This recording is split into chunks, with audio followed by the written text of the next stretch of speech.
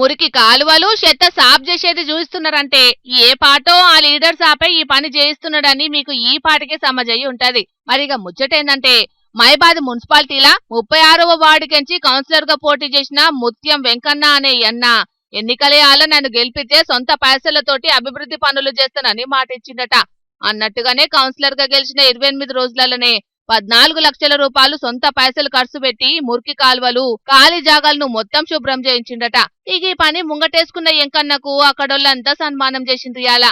నేను గత నెల 45 డేస్ కింద ఏదైతే నేను మాట ఇచ్చినో ఎలక్షన్లు నిలబడ్డప్పుడు నన్ను కనుక గెలిపించినట్టయితే నేను ఇక్కడున్న పరిస్థితులు చూస్తే డ్రైన్లు సరిగా లేవు, ప్లస్ చెట్లు అన్ని ఓపెన్ ప్లాట్లో చెట్లు బాగా పెరిగిపోయి పందులు కోతులు కుక్కల బెడదలు చాలా ఉన్నాయి, చాలా దోమలు.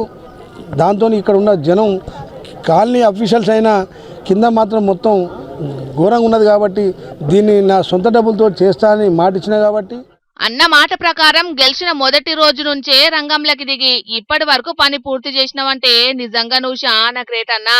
పని చేయించుడే కాదు, ఆ పనులు చేసిన సఫాయి సిబ్బందికి బట్టలు పెట్టి వాళ్ళను సత్కరించినవంటే సూపరే అన్న నువ్వు.